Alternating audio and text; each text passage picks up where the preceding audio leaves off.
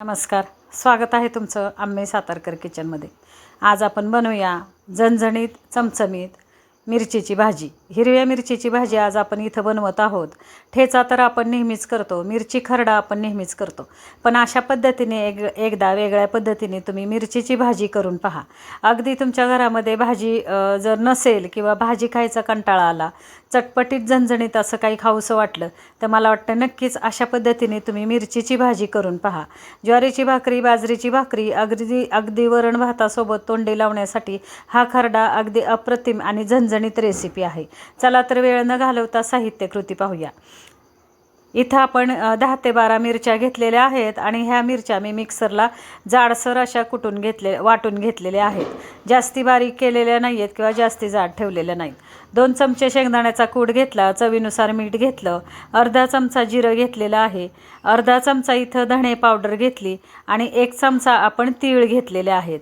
पहा इथं 20 ते 25 आपण इथं लसूण पाकळ्या बारीक चिरून घेतलेल्या आहेत। अर्धा चमचा इथं मोहरीची डाळ घेतलेली आहे। लसूण पाकळ्या 25 ते 20 ते 25 लसूण पाकळ्या घ्या, फार छान भाजी होते ही। त्याचबरोबर एक मीडियम साईजचा कांदा बारीक चिरून घेतला आणि अर्ध लिंबू घेतलेला आहे। आणि चला आता आपण भाजी कशा पद्धतीने करायची ते पाहूया। इथं मी खरडा किंवा ठेचा म्हटलेलं नाही आहे, किंवा ठेचा किंवा खरड्यापेक्षा हा थोडीशी वेगळी रेसिपी आहे। तुम्ही करून पहा आणि मी कशी करते त्या पद्धतीने बघा। इथं मी दाखवल्याप्रमाणे या साहित्यामध्ये जर तुम्ही ही भाजी केलीत तर अप्रतिम चवीची ही भाजी होते। त्याचबरोबर फ्रीजमध्ये ठेवून अगदी तुम्ही 8 ते 15 दिवस याचा स्वाद घेऊ शकता। इथं आपल्याला 1 चमचाभर तेल घ्यायचं आहे। पहा, तेलाचं प्रमाण थोडंसं जास्ती ठेवायचं ह्या भाजीला, कारण चवीला फार छान भाजी लागते। आपण पाणी न घालता ही भाजी फक्त तेलावरती परतणार आहोत। तेलामध्ये आपल्याला 1 छोटा चमचा हळद आणि अर्धा चमचा हिंग घालायचा। त्याचबरोबर ह्या 20 ते 25 आपण लसूण पाकळ्या ज्या बारीक चिरून घेतलेल्या आहेत त्या खमंग अशा या तेलामध्ये परतून घ्यायच्या आहेत। पूर्णपणे सुवास लसणाचा पूर्ण सुवास सुटेपर्यंत, छान असा सुगंध सुटेपर्यंत आपल्याला हा लसूण तेलामध्ये परतून घ्यायचा आहे। छानपैकी हा लसूण आपला परतून झालेला आहे। आता याच्यावरती आपण अर्धा चमचा जे जिरं घेतलेलं आहे ते जिरं घेऊया। छान चवीची ही मिरचीची भाजी होते, तुम्ही करून पहा। अर्धा चमचा मी इथं मोहरीची डाळ घेतलेली आहे। मोहरीची डाळ ऑप्शनल आहे, असेल तुमच्याकडे तरी घ्या, नाही घेतली तरी छान लागते। 1 चमचा आपण इथं पांढरे तीळ घेतलेले आहेत। पांढऱ्या तिळामुळे ही जी भाजी आपण मिरचीची भाजी करतोय अगदी छान कुरकुरीत खमंग खुसखुशीत लागते। पहा इथं जेव्हा आपण भाजी खातो त्यावेळेस तीळ दाताखाली येतात आणि हे तीळ छान कुरकुरीत अशा खायला फार छान लागतात। त्याचबरोबर अर्धा मीडियम साईजचा 1 कांदा बारीक चिरून मी घेतला आहे। या तेलामध्ये हा कांदाही आपल्याला छान असा मऊसर होईपर्यंत परतून घ्यायचा आहे। पूर्णपणे वेगळी पद्धत आहे मिरचीची भाजी करायची, तुम्ही पाहू शकता।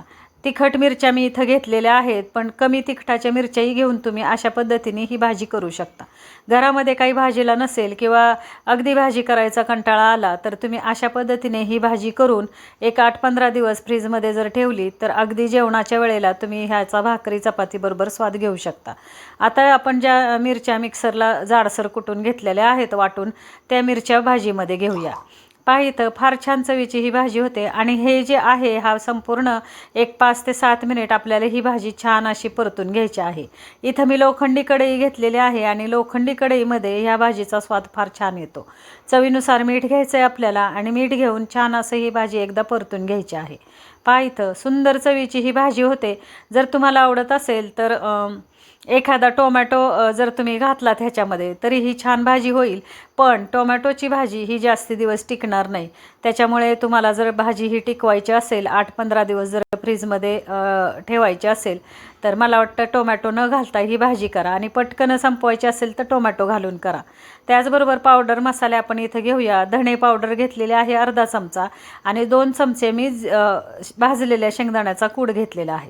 शेंगदाण्याचा कूटही थोडासा जाडसर ठेवा, म्हणजे खायला छान लागतो। याच्यामध्ये तीळ, शेंगदाणे याची चव इतकी छान लागते ह्या भाजीमध्ये, तुम्ही करून पहा आणि भाकरीबरोबर याची टेस्ट घेऊन पहा। पूर्णपणे जो ठेचा आपण करतो किंवा मिरची खरडा करतो त्याच्यापेक्षा थोडीशी वेगळी पद्धत आहे आणि फार छान चवीची ही भाजी होते, करून तर पहा तुम्ही। आपण मिरचीचा ठेचा खरडा नेहमी करतो, पण एकदा ही भाजी करून पहा। झाकण ठेवूया आणि झाकण ठेवून 2 ते 3 मिनिटासाठी आपल्याला गॅस स्लो करायचा आहे आणि स्लो गॅसवरती हे छान असं मुरून द्यायचं आहे। आणि मस्तपैकी 1-2 ते 3 मिनिट झालेले आहेत आणि 3 मिनिटानंतर आपण झाकण काढलं आणि छान असं हे पूर्णपणे मिरची, त्याचबरोबर कांदा, त्याचबरोबर आपण इथं भरपूर सारा लसूण घेतलेला आहे, अगदी शेंगदाण्याचा कूट, तीळ घेतलेला आहे आणि हे संपूर्ण मसाले आणि ही मिरची एकजीव करून घ्यायची आणि छान अशी आपली इथं भाजी तयार झालेली आहे. अर्ध्या लिंबाचा रस वरून पिळायचा आणि ही भाजी खाण्यासाठी आपल्याला तयार आहे.